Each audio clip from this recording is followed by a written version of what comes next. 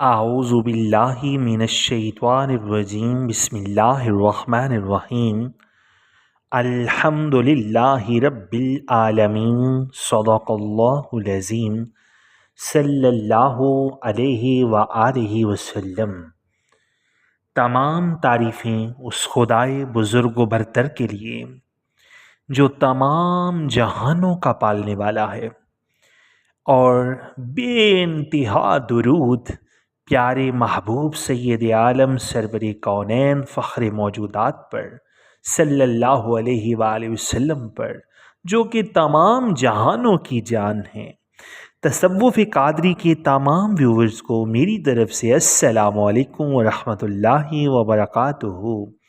ایک بار پھر ایک انتہائی خوبصورت اہم ٹاپک کے ساتھ آپ سب کی خدمت میں حاضر ہوں۔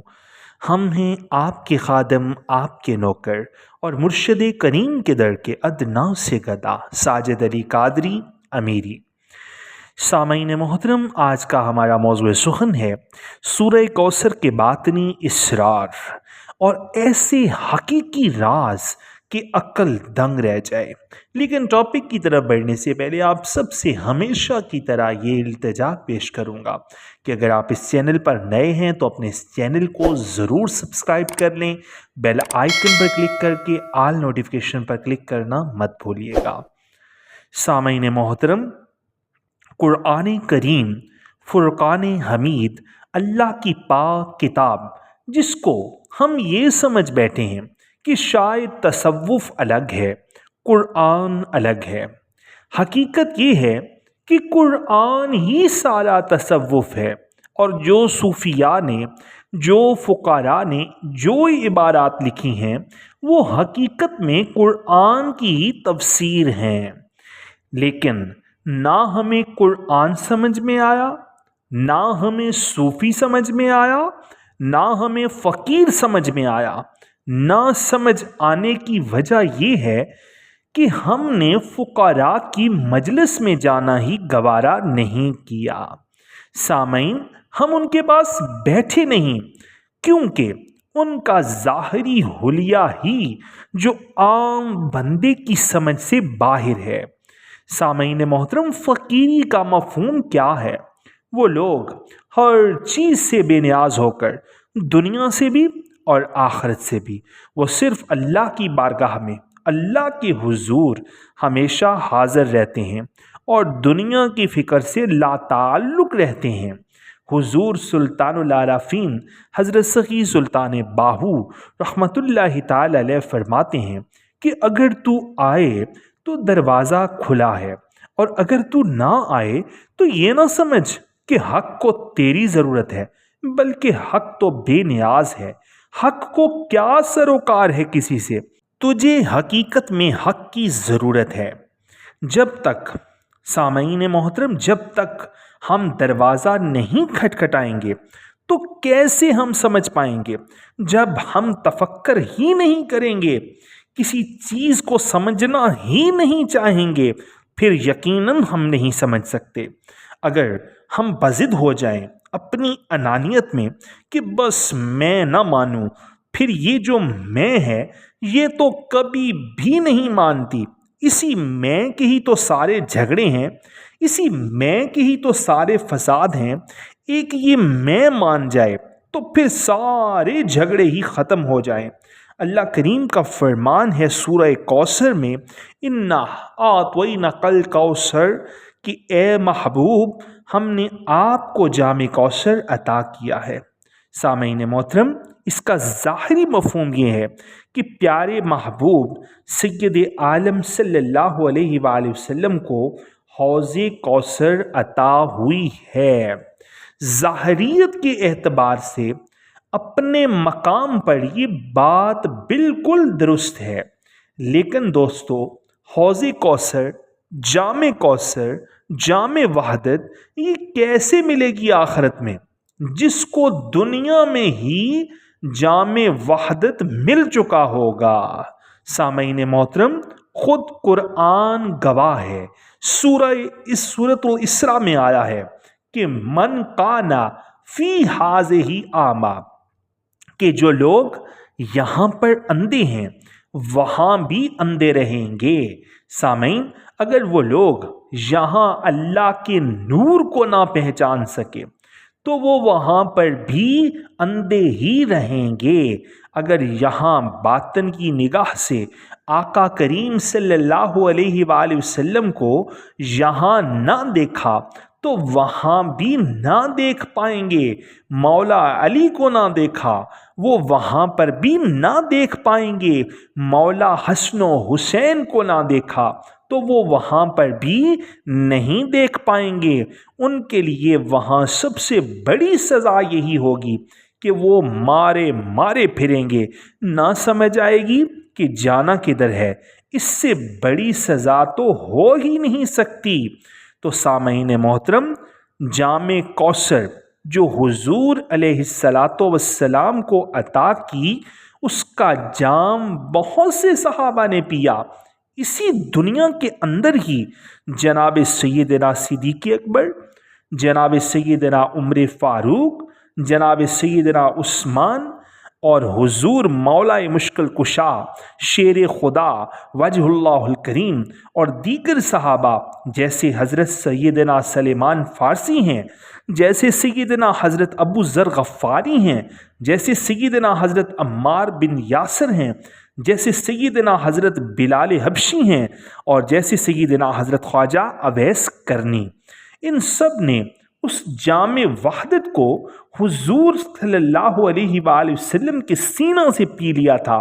وہی جام کوثر ہے جس کی بات یہاں پہ ہو رہی ہے۔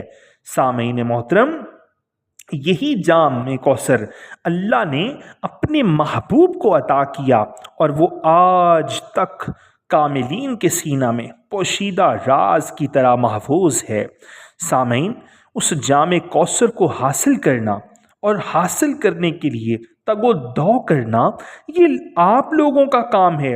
آپ لوگوں نے کبھی سوچا ہی نہیں، سمجھا ہی نہیں، کبھی غور و فکر ہی نہیں کیا، کبھی کسی کامل کی صحبت میں نہیں بیٹھے تو کیسے مل جائے گا جام کوثر؟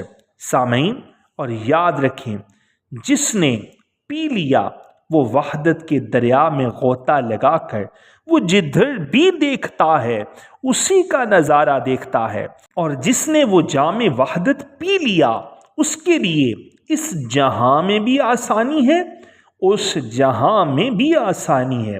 سامعین، حقیقت میں فساد اور فتنہ کس چیز کا ہے؟ تکفیر کا، اپنی ذات کو منوانا اور دوسرے کی تکفیر کرنا۔ یہ فقیروں کا کام نہیں ہے۔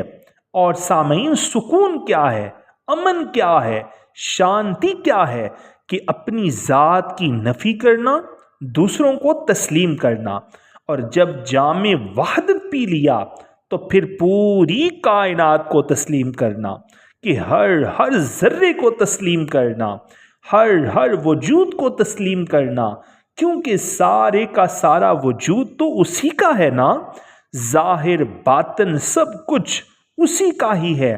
سامعین محترم، نگاہ عشق و مستی میں وہی اول، وہی آخر، وہی ظاہر، وہی باطن، وہی قرآن، وہی فرقان، وہی یاسین، وہی طٰہٰ، مکان و لا مکان تو ہے۔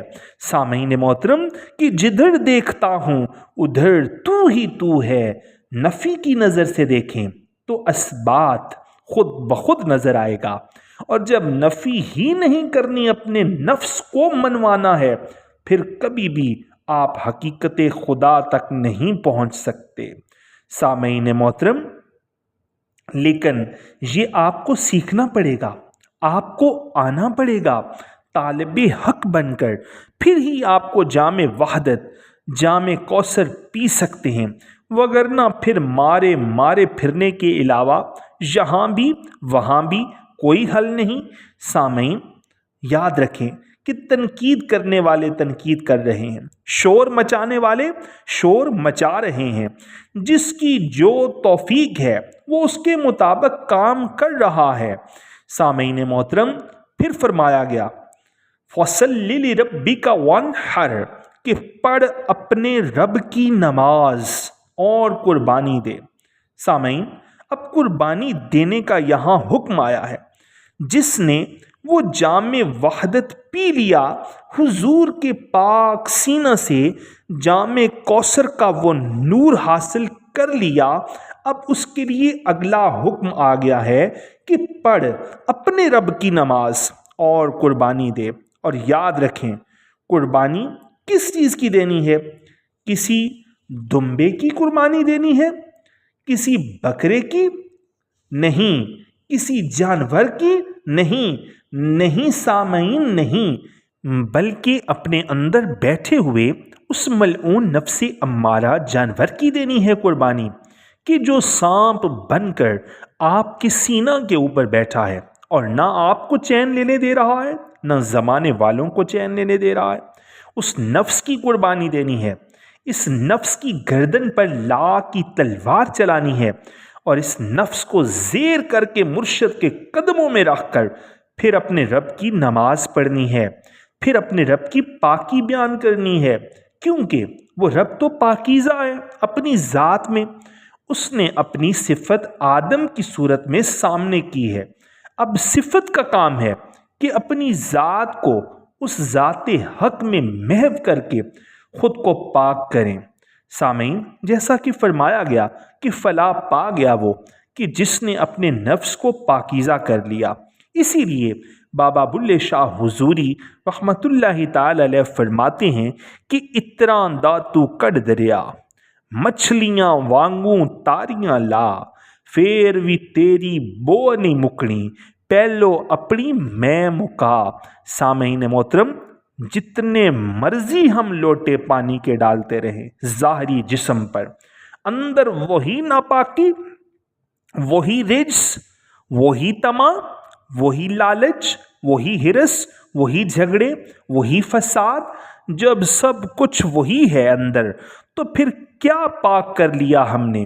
سامعین محترم، جام وحدت کا وہ نور ہے جو حضور صلی اللہ علیہ وآلہ وسلم کو عطا کیا، وہ حاصل کر کے اپنے سینہ میں رکھ کے سانسوں کے ذریعے اپنے اندر کو پاک کریں، اپنے نفس کو پاکیزہ کر کے پھر پڑھیں اپنے رب کی نماز۔